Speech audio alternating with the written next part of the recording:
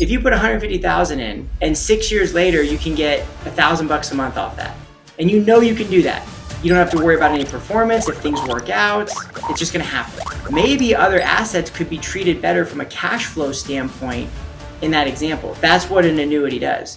So if you look at that and say, okay, what other vehicles could we use for her where she could take 150 and in 6 years know with certainty she could take $1,000 a month off that asset for the rest of her life and be promised she'll never run out. I don't know of any other assets that don't. that Yeah, can do like, that. That's what an annuity does. So that's the whole purpose of it right there, is like, could you do better on your own? Maybe, but do you want to take that risk? I mean, if you're 68 years old and you have really what you have, and you have some cash flow challenges, can you afford to risk? And the other question is why? What's so enticing about taking that risk when the potential for messing that up is so high and the consequences are so much more severe because there's not as much time? welcome back, everyone. Happy to have you here, my friend Daniel. We are going to dive into a case study today where you're going to really teach us more about annuities, how they work, and really how it looks like in a real financial situation, right? So without wasting any time, my audience already knows. We take it right to the whiteboard. We look at the numbers. We dive into this. So those of you that are watching, this is going to be a masterclass type of a session here. Please take notes. Please comment your questions below. And the action steps coming off this phone call is to book a call with Daniel if you feel like this is the right fit for you. If not, you can email me directly if there are certain moves that you feel like you need to make before you get on a call with Daniel. And that's another thing that we're going to discuss here is just our relationship. Myself, Daniel, when does it make sense to have a conversation with you? When does it make sense to jump on a call with me first? And I'm basically preparing you for that transition. So anything you'd like to add before we get right into the numbers, Daniel, my friend? Well, I'm excited. Let's dive in. Cool. Awesome. So let's do this. So on the left-hand side of the board, we have our four major numbers. Here's a situation. We're in 2024, right? And here are the current numbers that this situation, this particular person has been operating in really since around 2022, all of 23, and now going into 2024. So total income is $7,341. We have a total expense costs, debt, living, everything all together, tithes, givings, offerings. Everything all in is $9,509.15. Obviously, there's like, wait a minute, we've got a negative situation on our hands here, right? Mm-hmm. So we're at a negative cash flow of $2,168.15, and we have a total debt of $867,829.33. And majority of that is property mortgage debt. So we got two properties, a rental property and a primary mortgage, which I listed over here. And then there's one small credit card that's at a 0%, expires in May. The payment's $401. It's going to fall off on its own by just making those monthly payments. So then that is going to be a cash flow recovery of $401. In terms of assets, right, just kind of breaking down this person's income, they've got $44,000 today in 2024 in cash savings. Got about $150,000 in death benefit, which is made up of two policies, one for $50,000, one for $100K, and I think both of them are IULs, if I'm not mistaken. And then what you're going to get into is really talking about the annuity that this person just acquired for themselves and the investment account, right? Their rental property is generating $2,700 a month, and they increased the rent starting in 2024 to $2,800. So our income is going to go up about $100. Social Security is paying out $2,747 a month, and they have a pension at $1,894. And again, the person's age is 68, turning 69 this year, if I'm not mistaken. In addition to their income of the $7,441, they're also receiving $2,000 a month from a family member. Not guaranteed, but for the time being, that's what they're getting. And that is essentially putting them to just around a break even or positive cash flow position, right? So come May, we're recording this in February of 2024. Come May, we'll have total income at 9,441, possibly some part-time work. So haven't included what that number will be. Expenses will go down to 910815. So that'll leave us with a positive cash flow of 332.85. And what you're going to get into is essentially how we, improve that, create more efficiency with the assets that we do have, Yep. and any other ideas that we can discuss as it relates to their rental property and primary mortgage. With the rental property, the mortgage is 3183.61, so it's producing a negative cash flow return. So you're getting in 28, and that's pretty much getting eat up by the mortgage payment. And the interest rate is 8.13%. Value last time we checked was $400K, and they owe about $330,000 on the property. So there might be an idea there brewing up in your mind that we can touch on. Yep. And then we got the primary mortgage, value somewhere around $800,000.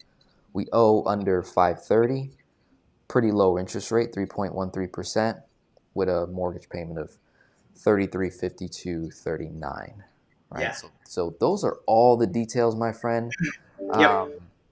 I want to pass it over to you to really talk on the annuity that you worked with this in this example on, and the investment account, just kind of touching on, what typically happens when you work with people that have some kind of other investment account, whether it's a traditional retirement account, IRA, a 401k, and they hit a certain age where they're no longer willing to, take all this risk, and they want to, reduce losses, those kinds of things.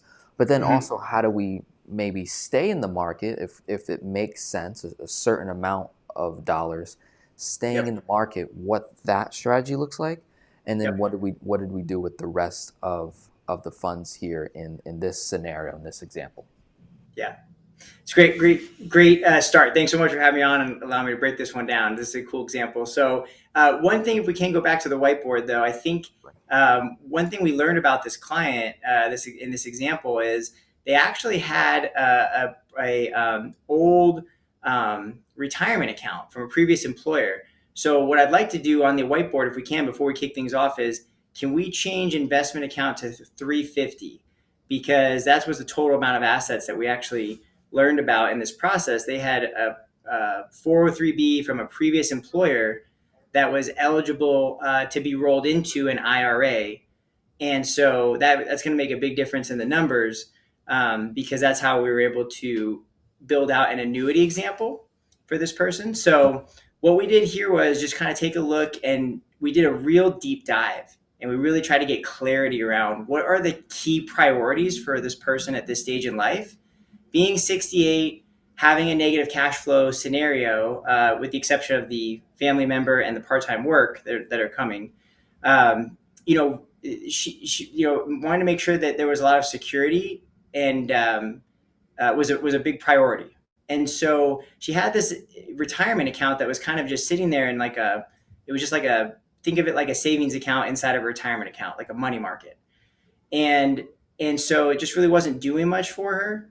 And so because her priority was to create some security, we just went through our normal process where we said, okay, well, let's, look at these, 4 key numbers, and where's your shortfall?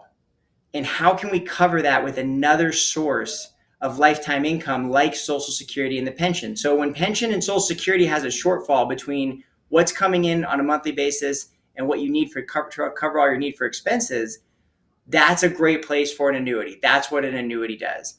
It's basically like another pension-like income that you can put in place to secure your retirement. And so when I say pension-like, what I mean is it's going to create an income for you that will pay you every month as long as you live. Even if the account runs out of money, it's still going to continue to pay. So you can do that with specific types of annuities. Now, not all annuities do that. And so what you really need to have is some type of what's called lifetime income rider, or you can also annuitize the asset. And here's the key differences. If you put a lifetime income rider on an annuity, what it says is you will control the annuity. You can take additional withdrawals from the annuity. There is a death benefit of the annuity for the money you don't use, but we're going to provide a lifetime income. Generally, you pay a fee for it, not always. Sometimes you can have that rider with no charges for it. But again, you get what you pay for. So if you want more of a higher cash flow or more of a increase for the potential of future lifetime income, then you can elect to have a fee. And you can pay to have your annuity increase for the purpose of you taking more money at certain durations of time. So anybody who has a pension knows when you go to elect your pension, there's different choices. And so you can pick at different ages how you want to set that pension up. Annuities offer similar choices in the sense that you can defer it for certain years. So there's deferred income annuities. You put this lifetime income rider on, and what that says is, hey, I have this bucket of money, and I'm going to buy this rider to have the money increase for the purpose of taking income over a certain duration of time. And then when I opt to elect it, it will kick in a payment just like my pension that's going to pay me forever, even as we spend through all the money in the annuity.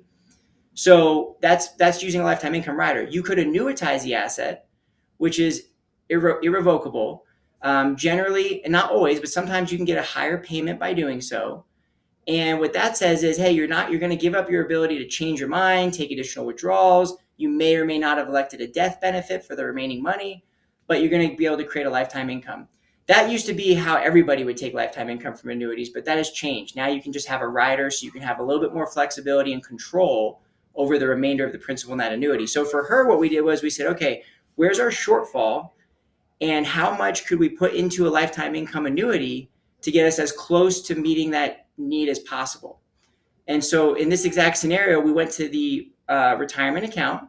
She had a portion of money in a money market, and we were able to do a rollover from the retirement account to an individual retirement account, an IRA. So what that does is that says, okay, it's in this, and I always describe these like buckets. So people always get confused between IRA, Roth IRA, 403B, 401k, 457, Roth 401k, right? Think of it like a bucket, okay? You have this bucket, and the bucket is really the IRA. And the way it works is as long as you can put whatever account you want in there. You can put an investment in there. You can put an annuity in there. You could put a bank CD in there. It doesn't matter. She had a money market. But what it says is as long as it's in the bucket, it won't be taxed. When you dip your hand in the bucket and pull some out, the IRS has their hand there too. And they're like, give me my cut now. I want my portion. That's when it becomes taxable. That's with the traditional options, 401k, IRA. So she had a traditional 403b that was all pre-tax, and we were able to do a partial rollover to an IRA, and that does not incur any tax because we rolled it over. So she doesn't have to pay tax on it all at once. We can elect to put it in an annuity, and that annuity will be able to build up a benefit base, which is how they calculate your lifetime income for durations of time. So we were able to really increase a lot of cash flow for her when the family member might stop paying, or maybe when she gets to a point, say like 73 or 75, when she just doesn't want to or can't do the part-time work anymore. That's when the annuity can kick in to start to replace a portion of that income.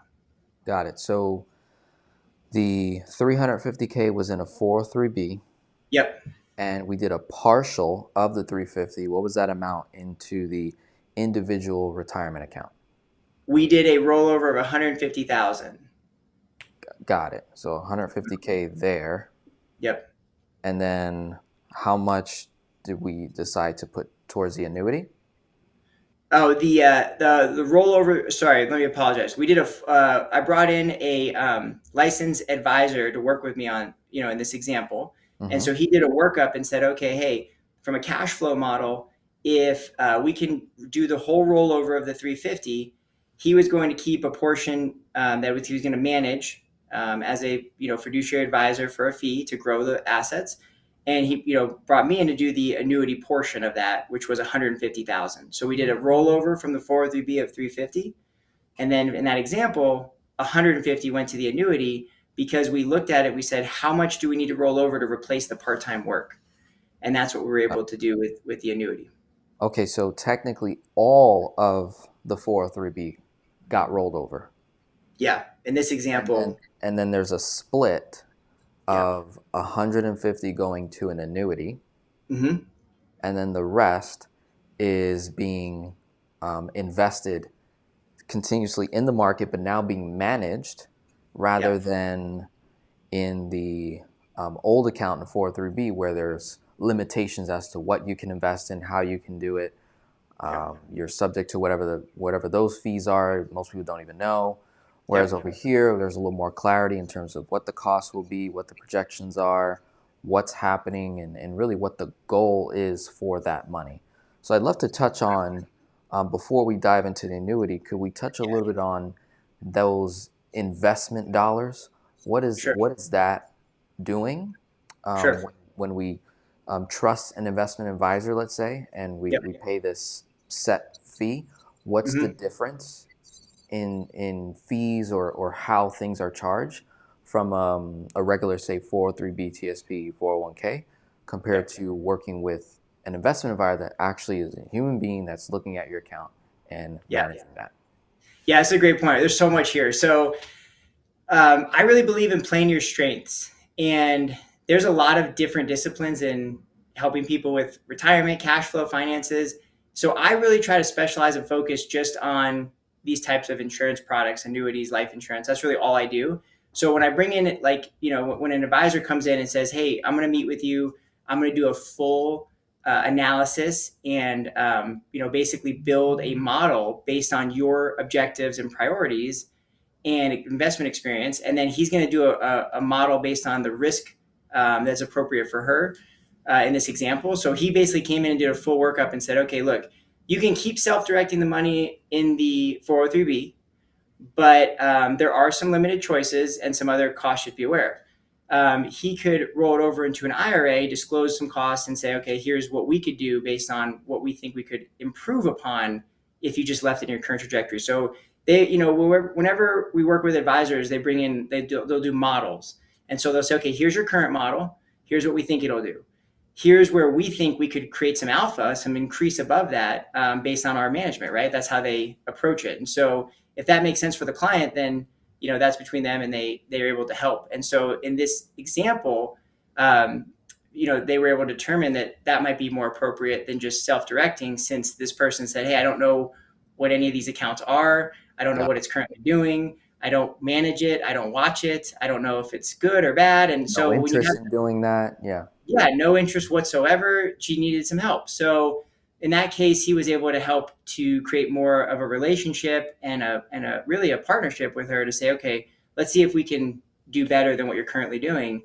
And so they just run, models like, you can go to like Morningstar or whatever, and you can see those, like, what's the current trajectory of what I own versus if I were to work with an advisor. And so working with an advisor is not right for everybody. I mean, if you're somebody who's active and you love it and you're good at being self-directed and you've done well your whole life, like I don't know that you need an advisor to manage your Right. investments. It just depends on who you are and what your priorities are. I can tell you that I have, a portion of my assets managed by an advisor because I self-direct, but I also want that competition to see how I'm doing on my own versus how I'm doing with professional guidance. And so, Yeah. um, that's how I kind of look at it. But let's talk about rollovers for a second if we can, because it's interesting. A lot of people are making decisions in retirement based on misinformation around rollovers. So, for example, one thing that was holding this person back was they were concerned that if they made a change, they'd have to pay tax on all that money at once. Right. And that's not the case. You can do direct rollovers multiple times, like we did, and not incur tax. So, for example, we did a rollover from the 403b to an IRA, and then an additional rollover, a partial rollover of an IRA to an IRA, and that's where we used the annuity to create that income to help meet her needs. And that didn't create any tax for her at all. Now, if she had done indirect rollovers, okay, meaning it didn't go from one company to the next, it went from company to her, To then them. them to them, that's an indirect rollover, okay? You're only now allowed to do one of those every 12 months. So if you do two of those, then yeah, she could potentially incur taxation on the entire rollover, that second one. There's a So whole little move there that could be folks, costly. yeah, you got to know the difference between self-directed and not self-directed. Self-directed meaning you're going to run your own management of your investments. You can hire active management, and then you got to know the difference between different types of rollovers. There's direct and indirect, and you can do a direct transfer and move money over. That's fine. But if you do more than one indirect rollover, you're going to incur some tax, and that's problematic. Got it. Got it. Okay. So recap here. We've Yeah. got originally the 350K, Yep. and client makes a decision. Okay, I want to work with you to roll over this money twice into separate locations. One that's going to provide guaranteed lifetime income. That's the annuity Yeah. part. And then the other funds, I'm going to remain in the market on and allow that money to continue to grow, possibly at a higher rate or better performance than what an annuity will do because of the different structures of each kinds of accounts. Now, is it also a decision factor when looking at what the client was paying in fees versus what they would be paying with the new advisor? Is that something that you or your team evaluates, or is it just simply a matter of the value that we could Yeah. potentially get, which, despite what the fees and the costs are to do it, would Yeah. be less than the potential return that we could get? Like, is that a conversation that occurs with the individual to help them move forward? Yeah, I don't participate in those conversations because those are like fee agreement conversations with advisors and clients. But yes, that is always a consideration in those conversations. You're looking at current fees, you're looking at new fees, you're looking at services. Just like with an annuity, you can add fees to add benefits. You could do the same thing with advisors, right? If you want an advisor to come in and trade options for you, you can pay them an additional fee, and some advisors can do that. And so you can add, basically additional services for additional costs. There's a book, Denzel, that I think everybody should read. It's called Unshakable, and it was written by Tony Robbins. Hmm. And it really dives into fees. There's a whole chapter just on retirement account fees. I think that book taught me more about 401ks than anything I've ever researched or learned. I think he partnered with, I know he was interviewing Ray Dalio for portions of the book, Right.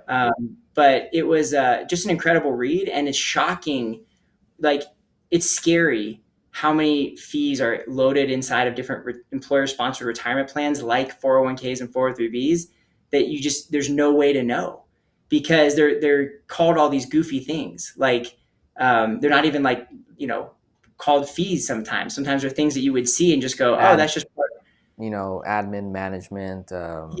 Yeah, but there's even more discreet than that. Like there's like a balance checking one. There's like he Mhm. lists out like 30 in this book. It's crazy how many are in there. It's a lot. So So you need to sometimes, be mindful of that. yeah, so sometimes if someone might be under the impression that they're getting charged 1% in their 401k as a fee, and then say Mhm. coming over to an investment advisor, let's say his or her fee is 2%. So they immediately think, well, one is less than two.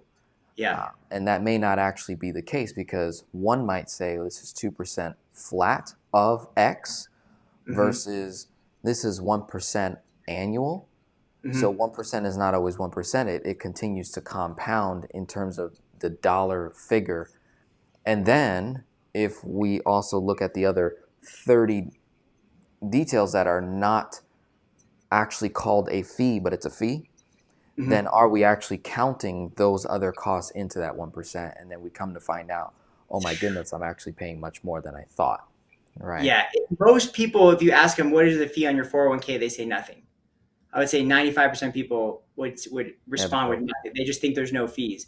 But there's two things that are happening, and this is a whole other video, and I'll take just a minute to describe these two things that are very important. There are 401k plans that are kind of nicknamed a plan in a box. And a plan in a box is when a company comes out and says they make it really easy for like a small to medium sized business to just put a 401k plan in their business. So basically, they come out and they build a structure for a company, and it makes it super easy for the business owner and maybe the person in charge of administering the plan, and maybe there's an HR director, maybe it's a I don't know which person in the company is going to be designated to do that. But you take a business that's maybe got, say, 30 to 50, 100 employees, and they're growing, and the owner knows he wants to provide retirement benefits, or she wants to provide retirement benefits. And so they go to their person and say, okay, go get us a plan. And then they can really quickly and easily go to, a rep and get something set up. And there's a lot of potential liability there.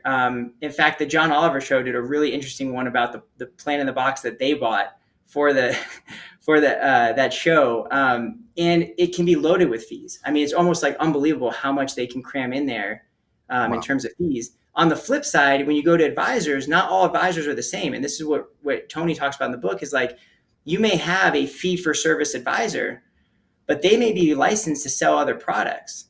And so on one side, they're saying, okay, well, I'm going to be a fiduciary and act in your best interest, and I'm only going to make money when you make money.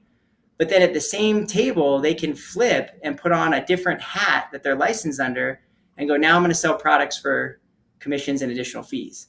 And there needs to be clear disclosure of that. I mean, I'm hoping that everybody's doing that, but that's important to be aware of too when you're shopping advisors. Like, you want to know what they offer and what those fees are. So it's important to know these things. I mean, fees are very important to be aware of. Right. So to my audience, to my clients, you're not out of the woods just because I'm, doing video content like this. There's, give people obviously the benefit of the doubt, but also verify, get a second opinion on the opinion you just received. Let's make sure we're doing our due diligence, especially in our older age, in our, 50s and 60s. Let's not rush to make financial decisions when we're older. Chances are you do have more free time as you get older and older. So let's leverage that free time and actually, have someone audit the person you just interviewed. Have them look at the fee schedule and say, hey, am I missing anything? Am I not seeing something that you're seeing here? And there's people out there more than willing to do that. And what can often happen is they can say, hey, you're missing this, this, this, and this. You can go back to that agent or advisor, and based on their response, they can say, sorry about that, I missed that. Yes, it's this, this, and this, and this. Or they might say, oh, well, that's not a worry. Or if they brush you off and argumentative, then that's a little red flag, an indication that maybe you should go with the person that just gave you that second opinion instead, and give them the business rather than the person that's brushing you off. And so those are just some things to be aware of. So coming back to this example here, thank you for really opening up on all that. Yeah, hopefully it's helpful. Sorry, it's a little bit of a tangent. Absolutely. No, very good. Now, our move was a rollover, and the goal here is we're maximizing existing funds to solve for a different purpose that it wasn't solving for in its original location, being the 403B. In a 403B, 350K or whatever the number is not going to solve for guaranteed lifetime income, but an annuity can. And what's also interesting, that what I've been learning is you don't need to actually have all of that money go into an annuity to solve for a specific dollar amount. So if we're looking at, okay, well, how do we decide how much to roll over into an annuity and what that could potentially or give us in income based on our current situation? So in my mind, what I'm thinking, looking at the numbers here, if I'm at $7,441, that's what I'm bringing in. I'm getting $2,000 a month from a family member. Ideally, I would want the ability to have maybe somewhere around or close to the $2,000 number, where that could keep me in a positive cash flow position. And what you did, if you could talk to about, okay, there's 150K in the annuity, and then the other amount minus from the 350 that went into the investment, 68 going on 69. Yep. Talk to us on, when do I tap into this annuity? When would be the ideal time frame to tap into it, being at 68, knowing that by May 2024 we're going to be in a positive cash flow position. I'm still going to have my $44,000 in cash savings emergencies. So that's, a good few months worth of expenses in case anything goes wrong or unexpected, stuff. And I have death benefit and I've got, those two assets now. So income optimization is probably one of the biggest questions on everybody's mind when they come into retirement. Meaning, if you have different sources of income and assets, which one do you take first, and how do you optimize that? So for her, in this example, as long as she's cash flow positive, we're going to defer the income of that annuity, because the got, longer we defer it, the more it'll grow to. And based on what she had shared in terms of when she plans on potentially stopping part-time work, that $150,000 rollover, and this is using the annuity company's illustration, saying that with no performance, just on their minimum, that the insurance company will guarantee and provide, it will get to $1,000 a month from that 150 rollover. Meaning that when she elects that income to start, she can count on, with no performance. So again, this type of annuity has the ability to do better, gotcha. but we always go off of what's the minimum, The right? guarantee. Like, let's go with the illustrations guarantee, and let's build our income based on that, because obviously you can't use, Yeah. hypothetical projections when you're talking about security for income. It's got to be there. So with that minimum guarantee, it'll produce $1,000 a month. Now, At what age? and that would be starting at age, for her, 74. So at 74, Mm-hmm. throwing a 150 into an annuity, Yep. guaranteed minimum $1,000 flat. Yep. A What month. would be the potential? The potential is, it could maybe produce as much as 1,500 a month. Okay. Depending on how it does in those 6 years. It has so this type of an annuity is an index annuity, where it has a floor of 0, so she won't lose any principal. She'll have principal protection, but she has some upside potential that's capped. So depending on how that does, yeah, it's going to be somewhere between 1,000 and 1,500. So we just use the minimum of 1,000 to give something a trajectory we can build upon. Now, if it does better, that just means that's less money we need to pull from other assets to supplement our income. Yeah. But we like to use the minimum. And so the theory and the strategy here would be, okay, well, $1,000 a month, even 1,500 a month, is not going to replace that full amount of income to get her cash flow positive. And this is why we try to work with people to create more cohesiveness, because a lot of times they're making decisions based on each individual piece and saying, oh, well, this one piece doesn't get me there, so then it doesn't work. It's like, well, no, we have to look at everything holistically, right? Correct. Let's Correct. look at We this still have rental. that other funds, that can. Yeah, you have other funds, and the advisor is running projections, based on that, to see what she's going to be able to do, and maybe she can take those, and purchase more lifetime income to help get her closer to that gap. I But was just about to say, because this Yeah. just came up, like from age 68 to 74, Mhm. we initially did 150 and had that money grow for roughly 5 to 6 years. Yeah. Then I get to age 74, Mhm. and let's say that other 200 grand that was growing, Yeah. whatever that grew to in those 6 years, Yeah. and however much we're short in income, couldn't we just get another annuity? And 100%. Yeah. okay. You take profits and buy income. And so what's Mm, cool about annuities, Denzel, is they pay you better based on your age. So So the for older example, you when get, you the yeah, more. the Wow. more income you get. So it's called a mortality credit, which Tom Hegna coined years ago. And what that means is basically they're paying you more money because you're older. So when you go into a bank and you look at the rates on savings accounts, you don't see that you get more interest if you're older. Right. Everybody gets the same interest rate. It doesn't matter about age. You're going to get paid whatever the bank's offering. But that's not how annuities work. The older you are, the higher the payouts are, the more income and cash flow you can create. For lesser capital required. Less So capital so required and less so the time required. same so the same 150 at 68 is not gonna perform the same at 74. The person at 74 is gonna get a higher income on the same 150. Potentially, she's got 6 years of deferral. So that 6 years of Okay. deferral really helps build it up.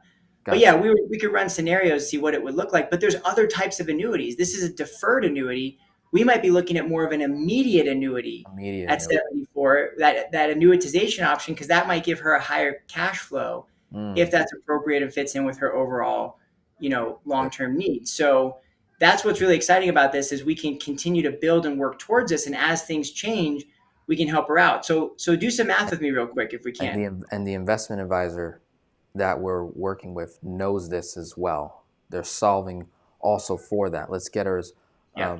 as much as we can, as safely as we can, as efficiently as we can, for the least amount of cost. Get her to this higher dollar amount that Yeah. we're going to continue to invest, so that she can roll that into another annuity when the Right. time comes. If we're short, right? If we need it, it may not be the case, right? She Yeah. might do some other things, and so that's that whole holistic approach as well. But Yes. yeah, let's That run was some math. part of the solve from the beginning analysis, because why invest? Does this lady need to, become a millionaire or build wealth? Why you even have an investment, right? It's Mhm. for income, right? What's the purpose of a retirement account? It's to grow it so you can take income. So Right. he knows that, hey, look, if I step in here and I run some models where I think within her appropriateness to take risk, I could maybe grow this 200 to, let's say, 300 over the course of 6 to 7 years. Well, maybe he can do that better than she'd be able to do on her own self-directed, and then that would be additional buckets of income to help her with inflation and help her to meet her cash flow needs. And so that was kind of his overall design in this particular example for Understood. this. So that's kind of the purpose of it. But do some math with me here. So if you put 150,000 in, Mhm. and 6 years later you can get $1,000 a month off that, and you can do that. You don't have to worry about any performance. If things work out, it's just going to happen, right? Maybe other assets could be treated better from a cash flow standpoint in that example. That's what an annuity does. So if you look at that and say, okay, what other vehicles could we use for her where she could take 150 and in 6 years know with certainty she could take $1,000 a month off that asset for the rest of her life and be promised she'll never run out? I don't know of any other assets I that don't. can, Yeah, I that was can do like, that. ugh. That's what an annuity does. Okay. So that's the whole purpose of it right there, is like, could you do better on your own? Maybe, but do you want to take that risk? I mean, if you're 68 years old and you have really what you have and you have some cash flow challenges, can you afford to risk? And the other question is why? Like, what's so enticing about taking that risk Yeah. when the potential for messing that up is so high? And the consequences are so much more severe because there's not as much time. So, you go back to that rental property, you know, it doesn't seem to fit to me. Like, there was, I know that there's a legacy thing there where it's like, hey, you could leave this to maybe that family member or your heirs, or, but it's kind of a rough. I mean, if that was a scenario for somebody like our age, I'd be pretty okay with it, because if you think about it, it's kind of like a retirement account. Like, yeah, you're negative cash flowing now, but you could just chalk that up to the same thing as putting money in an IRA, like putting $300, $400 a month away in an IRA and waking up with cash flow one day. So I'm not totally against it, but in her scenario, I don't know. It just doesn't really seem to fit. It's not a short-term rental, so there was no big benefit on a tax side, Right. using like bonus depreciation or anything. So that's out the window. And then the cash flow doesn't make sense. Like, I don't know why carry that negative cash flowing asset with all the risk and liability and expenses. And it just doesn't, there was some appreciation, which is cool, but it just doesn't seem to fit to me. Yeah. So in your mind, so these were things that I brought up, was the potential Mhm. of selling. Yeah. Right. Like, if this becomes a burden, what Yeah. would it look like if we got rid of it and said, hey, like, removal of 318361 Yeah. is a massive gap that we get to create, and just off of Social Security pension and the annuity alone, we're Hmm. able to live a very comfortable lifestyle, Yeah. where there's positive cash flow and the ability to give and the ability to still serve and minister, mentor some people, do whatever Yeah. kind of godly work that this person wants to be able to do in their later years. So what? So are we on the same page where there's a potential to sell? Also, the interest rate. I also Yeah. thought, well, is there a potential to refi this? If we absolutely wanted to keep it, could we potentially refi as rates start to come down over the next year or two, which is likely to happen? What could that look like in terms of the payment versus the rental? Because there really isn't an intention to necessarily accelerate this Right. from these other assets or cash flow. It just, Yeah. that wouldn't seem to make sense when I really don't have that time Yeah. to do that, right? Yeah. Here's the problem with the rental. It's not just the negative cash flow today. One day it's going to need a new roof. Mm, That yeah, could wipe her out. That could be one day there's going to be a 4 to 5 month vacancy while she has to repair something from a previous tenant. yeah, That could wipe her out. The risk is way too high on this thing. To me, I'd be terrified if something happened, or God forbid she had to hire an attorney to evict this person and it drug out. I mean, the risk for her is just, to me, it's just way too high. gotcha. So refining could be an option. But it doesn't really do much for those risks. I mean, yeah, you could maybe squeeze $100 a month out of this thing, but Correct. I mean, the $100 a month to me is not worth the risk. Gotcha. You And know, then what do you think about seller finance? that I like a lot. I was going to say, if you go to sell this, she's got to be careful to sell it the right way. Now, again, I'm not a real estate agent, so Correct, because I you would bring in, sell high tax, right? you could have, you're going to have tax on capital gains. But the other thing is not only tax, after fees and closing costs and commission, she's not going to get anything. Yeah, it's like, what are you left with? Right. Hardly anything. So seller finance could be a way for her to control the property, continue to receive cash flow, possibly get as much of her 70 grand out as possible, and be in the best position. So I would definitely be looking at creative finance on this, Hmm. because just to go sell it on the market and just have that 70 grand basically destroyed from fees and commissions would be sad for her. Yeah. So But being still, able I to think reduce the better. risk is another major factor here. That's what's really eating this person up. If we really think about, like, Yeah. there's over 65 or so more $100 that's just going to paying property debt. The person already lives very frugally. They're not Oh yeah. blowing money on Fendi Yeah. bags. You know what I mean? Like, Right. it's just not that kind of person. So Yeah. also just evaluating people's values and principles, like what do they care about, what matters to them a lot. Yeah. And I think that also will help those that are watching, make a conscious decision, like, wait a minute, do I, at 68, do I really want to have that potential risk of a tenant getting hurt, someone messing up, a storm coming, a new roof, new windows, new doors, you name it, like repairs, a plumbing issue. There's so much that comes with real estate. And the other thing is, over the years, the person's, property taxes go up, escrow payment increases, this insurance goes up, that goes up, things go up, right? Yeah.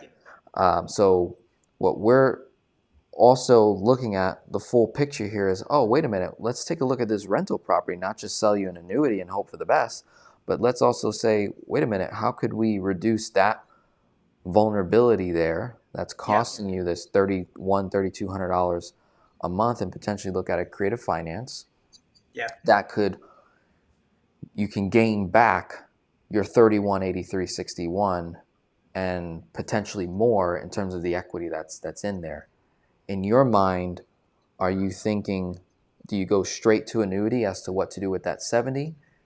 Or is there something else in mind that you think would be of consideration? It's Let's a say great that question. worked. Yeah, I appreciate you asking it. So the answer is possibly, but there's suitable requirements. There's things that are important to be mindful of in terms of liquid net worth and requirements to make sure that an annuity is suitable for this person. But let's just talk for a second. Have you ever thought about why the IRS gives you a 27.5 year depreciation schedule? Is It's that it's the because it's mortality? because Yeah, no. So when you have a rental property, the IRS gives you a depreciation schedule. I think it's like 27 and a half years. Again, I'm not Oh, a real okay. You're estate talking about real estate. I thought we were real going estate on Social depreciation, Security. right? Sorry. Because Okay. that's how much they're estimating you're going to have to pay in cost over those years to keep up the property. So what's not on this whiteboard that's really important is, at some point she got a call from a landscaper who said, "Oh, you got to do a termite treatment." I mean, anybody that's owned a home knows you're going to have these little things that sneak up on you that you just are very hard to plan for. Yeah. So I would argue that it's actually more negatively impacting her from a cash flow standpoint than what we're seeing from just the numbers, because there's going to be little sneaky things, that come. HOA sends you a letter and goes, "You got to repaint your house." That could be $2-3 grand. So stuff like that happens in home ownership. So owning a home in this capacity is not, appropriate for everybody. And I think there's other things that are important there. Going back to the math and the annuity question, we just said that in 6 years, $150,000 deposit could produce $12,000 a year, $1,000 a month. Okay, that's 8% of the original amount you put in. So that begs the question on that 70 grand, right? From the withdrawal, right? That's not producing 8% interest. It's not growing at 8%. What I'm saying is, if you divide $1,000 a month, which is 12,000 in a year, by 150, which is what she put in, that number is 8%. So if you look at that 70 grand, could it be treated better from a remember, we're talking cash flow, we're not talking growth or earnings. Correct. From a cash flow standpoint, could she be better off generating income with that 70 grand at 8%, right? District payout from the original amount.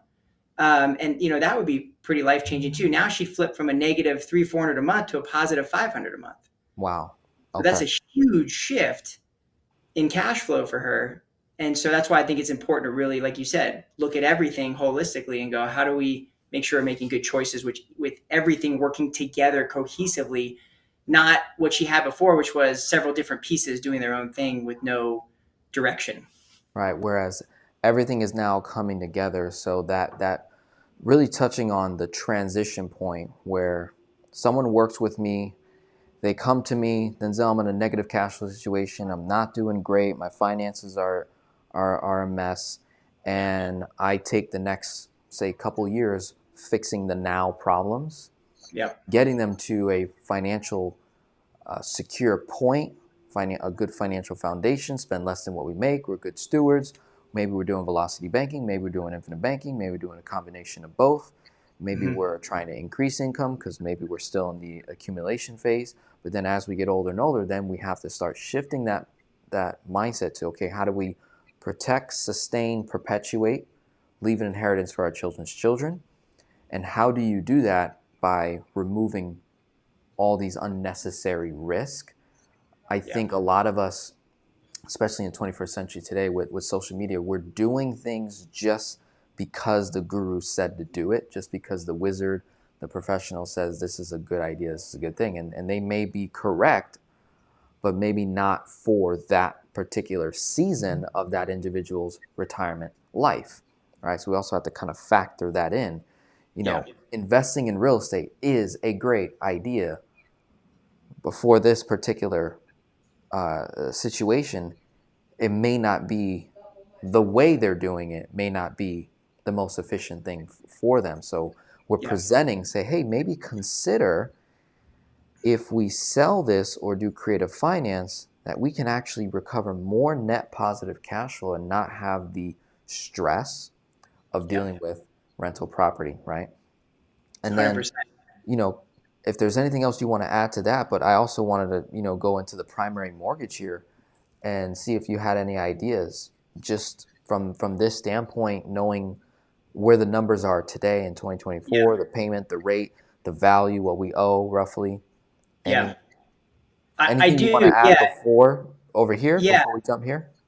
So no, I think we covered the second property, the investment property, pretty well. The primary, what's interesting to me is, and this is kind of the next step, is there a model we could, work together as a team on, with you heading up the team as, coaching from a cash flow standpoint, bringing in the right mortgage professionals, bringing in the advisor, and saying, okay, between the three of you, is there a world where we could use the sale of the property, some remaining assets, to get her qualified for maybe a HECM? Because, that might be another, game-changing type move for her, where she could go to the right type of mortgage product for her unique situation, and the cash flow would be, there is no other way to get that kind of cash flow for her at this stage in life. So, it might be worth bringing some cash to close to say, man, let me give you an example. Let's say she had to come up with $100,000, and that got her to a level where she'd be able to qualify for that HECM at some point. Well, where could she put that 100 grand that would have an impact of about 3,000 a month? She's not going to be able to keep it with the financial advisor and get that kind of amount. If she can, but she's going to run out really quick. Mm-hmm. So again, that's a kind of a thought process, and like, okay, how could we fully make sure that we've done everything we possibly can? And again, for me, it's not about saying what's right or wrong or pushing her to do something or saying this is the best. There is no best. We're just trying to optimize based on what we can work with. And if it falls in alignment with her, we got to do these exercises as a team to say, okay, well, did we look under every stone? Did we miss something? And we got to do these exercises with our clients and as a team approach so that they can get all the information. Oftentimes people are making decisions based on either limited beliefs or not having all the details. Right. And so when you have a team like us that can go through and sit down and say, and I'm including you on that team, like all of us together, and say, okay, how can we all get on your side of the table, lay out all the different choices, make sure you understand the pros and cons of each, and then you can help us to create the path that's going to make the most sense for you. Gotcha. So when you were, I think, alluding to the potential like acceleration of the primary mortgage, like paying it down enough to a point where we could qualify. So between, say, now over the next 6 years, if we were to just look at what the property would be at 6 years from now, just making the normal payments, we can look at that and see, okay, does it get us there? Yeah. Then in those 6 years, let's say we seller finance, we remove the obligation of that mortgage payment. Yep. That cash flow increase, are you saying potentially that money could be best spent by making extra payments to the mortgage? I'm saying that plus a combination of maybe some annuity partial withdrawals.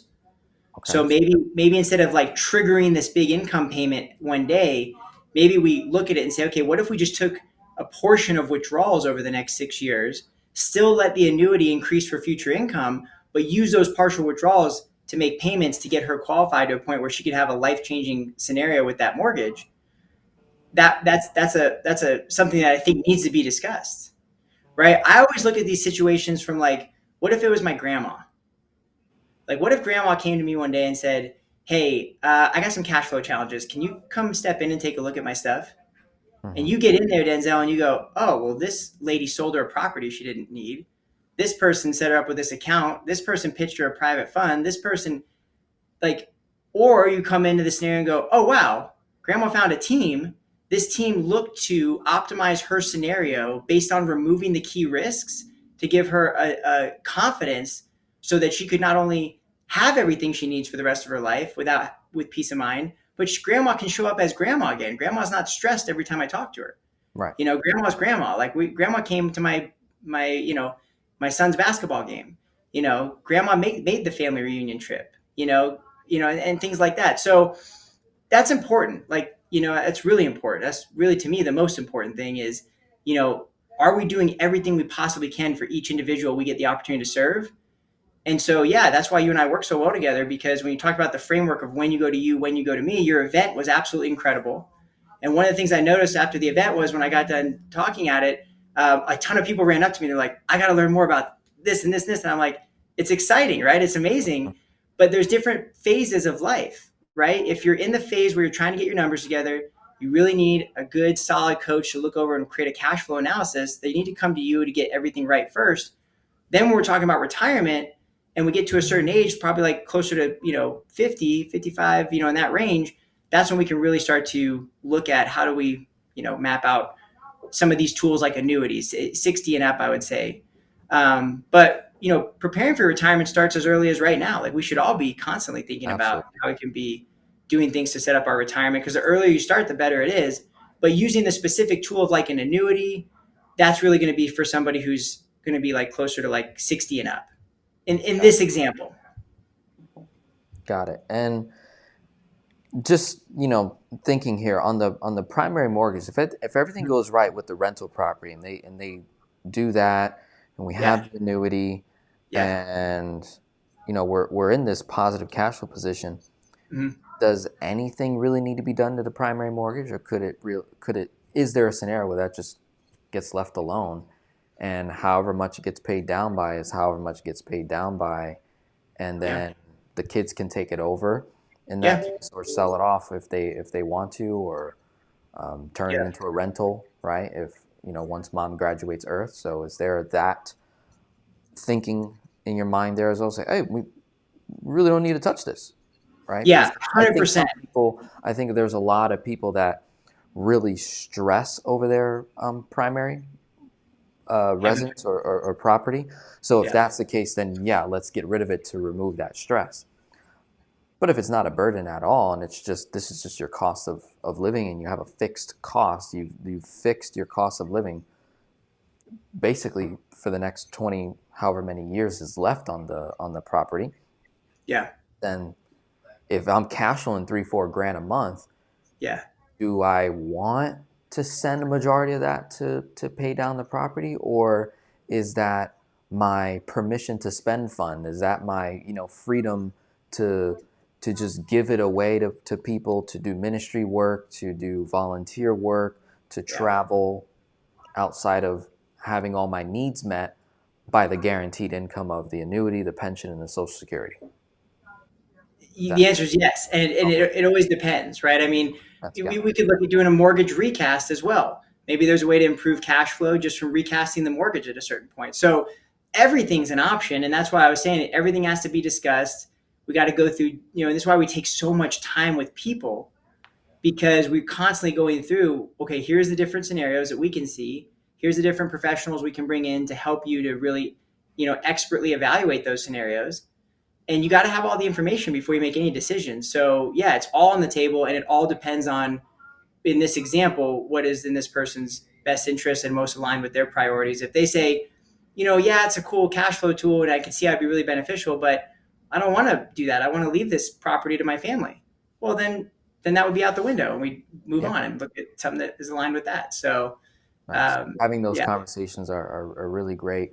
yeah, Overall, looking at it holistically, this has been a phenomenal, in-depth case study masterclass on really how we're maximizing retirement income by leveraging annuities, by leveraging existing capital, and also looking at the overall, income and expenses coming in, what to be aware of, how to look at things differently, that yeah, essentially removes risks, reduce stress, increases joy, happiness, peace, love, all those good things, putting us in the position to be abundant givers in our later years where we do have that time. We're no longer in accumulation and conquer mode. We're now in contribution, philanthropic, relaxation type mode, and fully expressing the time we have with people and being able to serve those that maybe are in accumulation, help them accumulate faster, or mentor someone or help someone avoid mistakes, whatever that may be.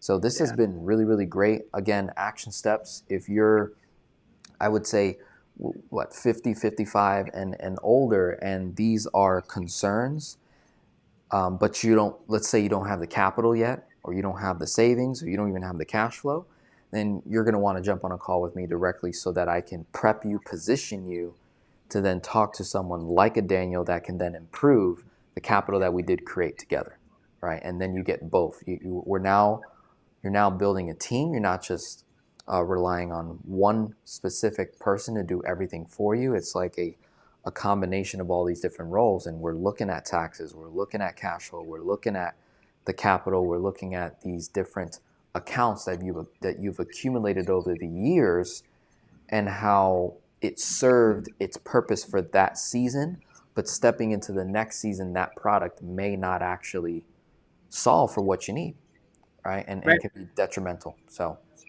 yeah, and one thing that blows me away is the withdrawal percentage on annuities in comparison to what the recommended safe withdrawal rate is in a 401k.